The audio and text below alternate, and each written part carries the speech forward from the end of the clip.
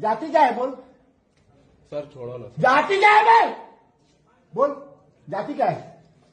जाति क्या है। जाति तो राजकुमार के आगे क्या लिखता है। हमारे यहाँ कहावत है, बहुत पुरानी है, आप लोग समझते कि नहीं समझते हैं।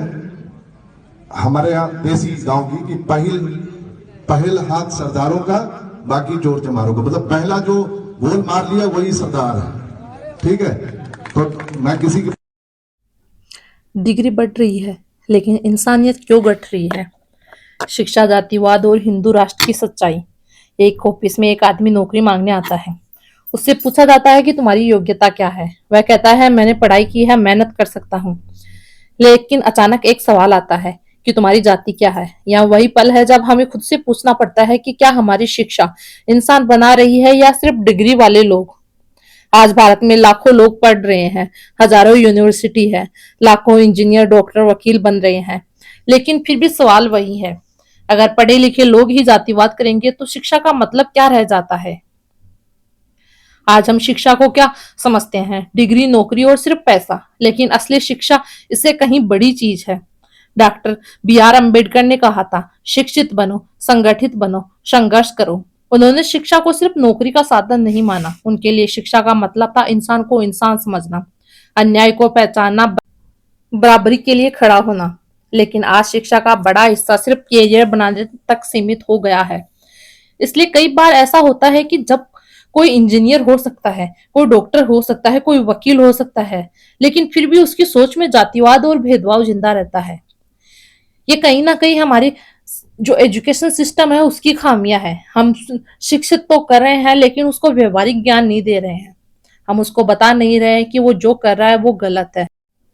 हम उसकी सोच को खत्म नहीं कर पा रहे हैं। उसकी सोच में जो जातिवाद का जहर भरा है हम उसको नहीं मिटा पा रहे हैं। ये हमारी ऐसी खामी है जिस पर हर कोई सवाल उठा सकता है, क्योंकि हम शिक्षा की बदौलत सिर्फ पढ़े लिखे लोगों को तैयार कर रहे हैं।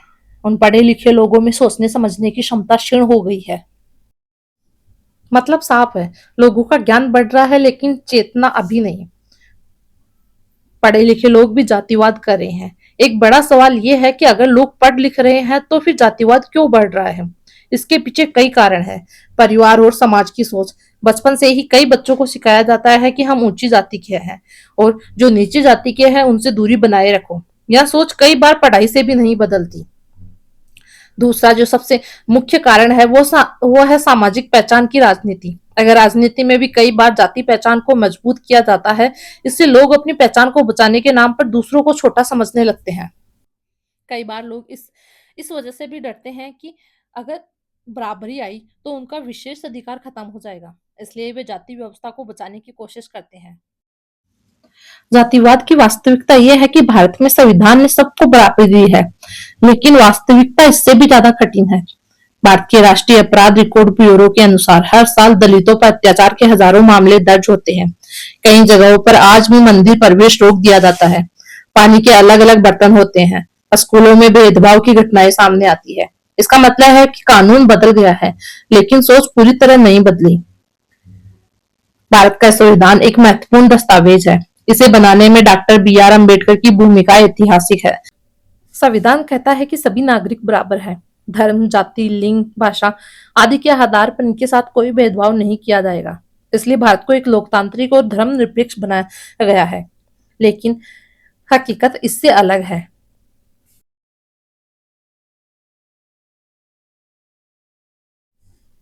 अब आते हैं उस मुद्दे पर जिस पर आज बहुत बहस होती है, हिंदू राष्ट्र। इस विचार से जुड़े संगठनों में राष्ट्रीय स्वयं सेवक संघ का नाम अक्सर चर्चा में आता है। कुछ लोग कहते हैं कि भारत की संस्कृति हिंदू रही है, इसलिए देश को हिंदू राष्ट्र होना चाहिए। लेकिन दूसरी तरफ कई लोग सवाल पूछते हैं, अगर देश किसी एक धर्म के नाम पर होगा तो बाकी लोगों की स्थिति क्या होगी? क्या सभी नागरिक बराबर रह पाएंगे? सवाल यह नहीं है कि देश हिंदू होगा या मुस्लिम होगा। सवाल यह है कि क्या देश इंसानों का होगा? क्या यहाँ हर व्यक्ति को सम्मान मिलेगा? क्या किसी बच्चे से उसकी जाति पूछकर उसकी कीमत तय की जाएगी? अगर ऐसा होता है तो फिर शिक्षा का क्या अर्थ रह जाता है? आज हमें खुद से 3 सवाल पूछने होंगे। पहला सवाल, क्या हमारी शिक्षा सिर्फ डिग्री दे रही है या इंसान भी बना रही है? दूसरा सवाल, क्या हम सच में बराबरी चाहते हैं या सिर्फ अपने लिए सम्मान चाहते हैं?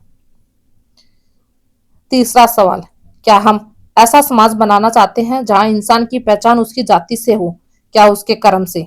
अगर शिक्षा सच में सफल होती है तो वह हमें एक बात सिखाए, इंसान सबसे पहले इंसान है, बाकी पहचान बाद में आती है। अंत में मैं सिर्फ इतना कहना चाहती हूँ कि डिग्री से समाज नहीं बदलता, सोच से बदलता है, और शायद यही शिक्षा का असली मतलब है।